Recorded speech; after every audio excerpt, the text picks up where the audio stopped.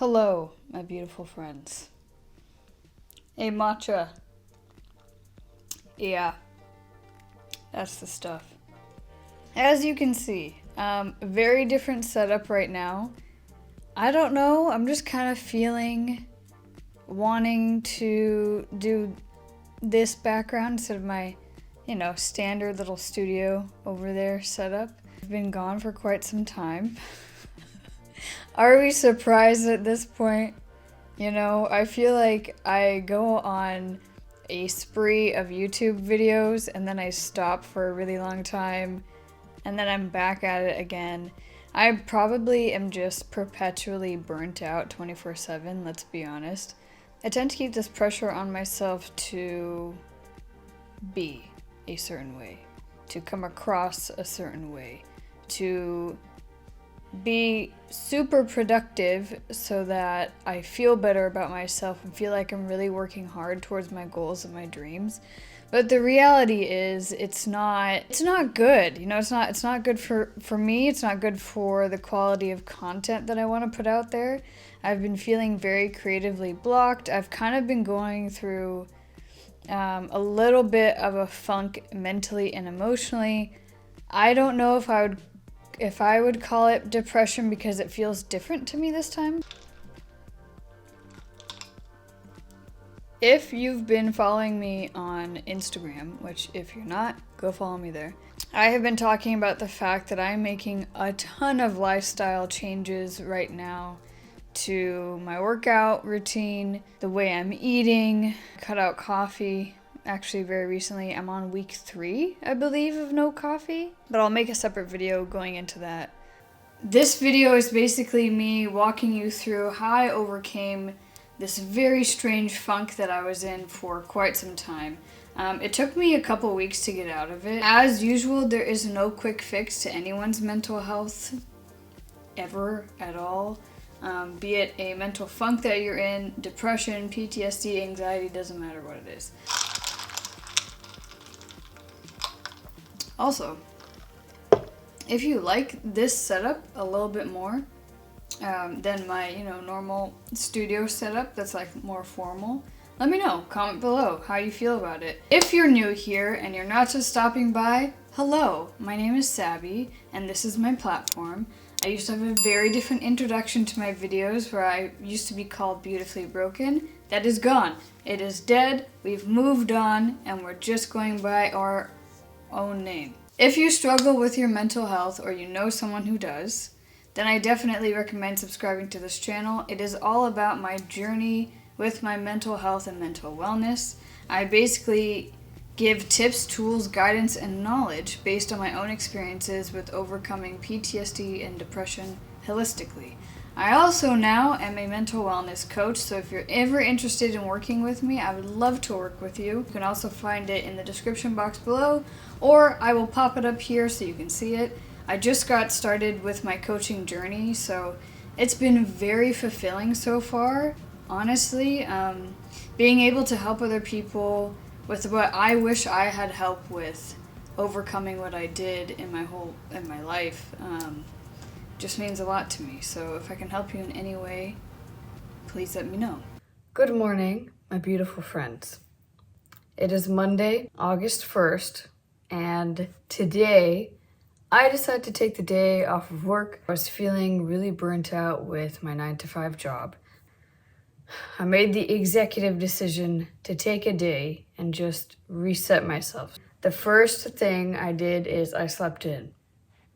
I slept until like 8. My brother actually came knocking at the door this morning. And I had to open the door and he was like, "Oh, I didn't know that you were sleeping in." I'm like, I was sleeping in, but I got like 10 hours of sleep, which is probably much needed.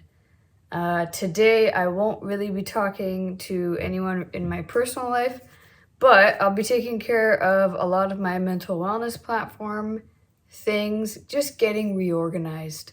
Yeah, most of my recharging time is spent alone, not really talking to anyone. I normally call it a cocoon of silence, where I don't speak to people often, only if I really have to. But when I just like, it's like my way of trying to become emotionally available again. Now it is time for lemon water. I don't have coffee first thing anymore. I was having coffee there for a while, for like a few weeks. Very concerning. It was really concerning. So I'm gonna do my lemon water, make my matcha, and I don't know, do whatever, you know, maybe like watch something.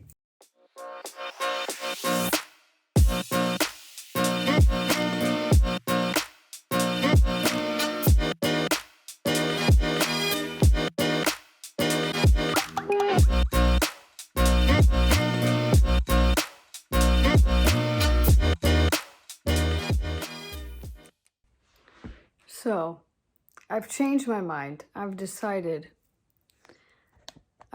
instead to just go to the gym now and get it done. So, yeah.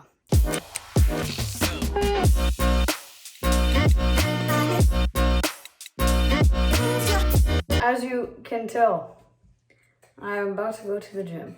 And then now I'm debating whether or not this top is too sexy for the gym. But it is what it is.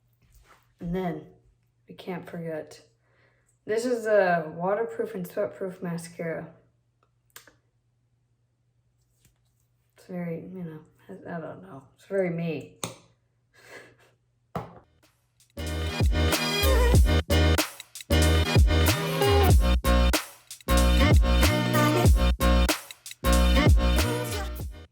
Okay, your girl has been going through a funk the last few weeks for various reasons.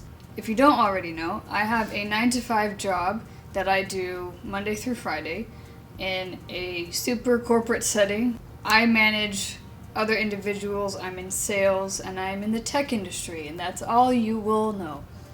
My funk and my depressive episode, whatever it was me just feeling really stuck in my life and how it looks and how I've wanted it to look.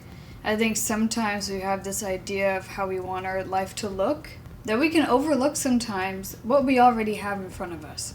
Depict how I want things to happen, because if it doesn't happen in the way that I'd like it to happen, then for me it means that I am not successful. I just kept feeling stuck, like nothing in my life is moving the way that I want it to. Nothing is moving as fast as I want it to. I had some frustrations recently in my dating life, and I think that was just like the last straw on the camel's back. I had met someone, I was really excited. I went, wow, finally, finally, someone I really click with and get along with. I had a ton of chemistry with this person, but compatibility-wise, emotionally, for me, it just wasn't there. Within 5 days, I noticed very quickly that this wonderful gentleman was very clearly emotionally unhealed still from whatever has happened to him in his past. And great guy, super cute dude, but just was moving way too fast for me, and it challenged my perception of how much I enjoy being with myself.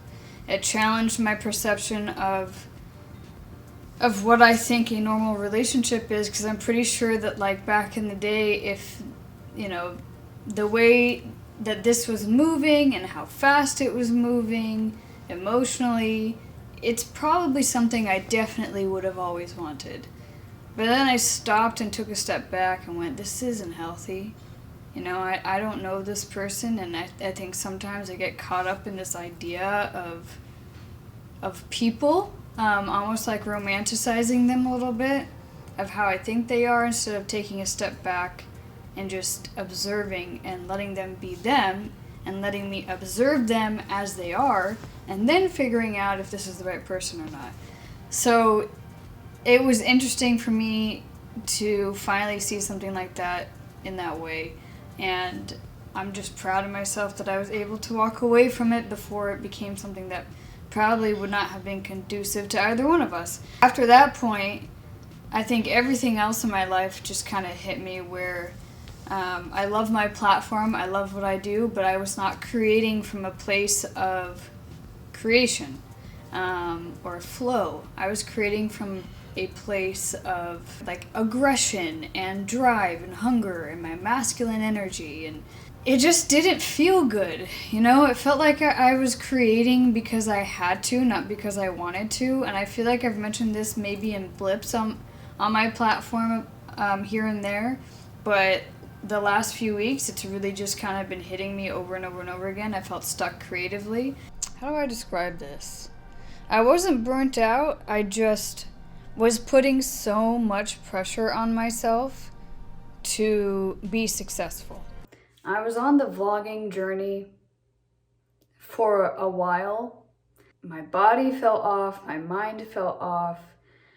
I was really depressed. Like I mentioned, I got back on birth control for like 2 months because I started to date more consistently again. We're adults here, we know why, right? I decided it'd be a good idea if I were to, protect myself a little bit more. So in doing that, however, I became more depressed. I had worse body dysmorphia. I was really moody, very temperamental, but also in a weird backwards way, I was just very numb emotionally and mentally. Like nothing really fazed me. People describe me as the light going out in me. Like I normally radiate this like vibrant light or a spark of being like a little bit more, I guess, enthusiastic. And it sucked that right out of me. I have like leftover makeup from last night and we must clean our skin. It puts the lotion in the basket. I don't know what's happening. Anyways, since then I had the launch of Myndspace. Things on my platform have been absolutely bananas. So now, because my schedule is a lot busier, I've had to come up with a way to reset and recalibrate my life where I have 1 day a week where I just do what I need to do to feel centered, grounded, and just more at ease with myself and my environment.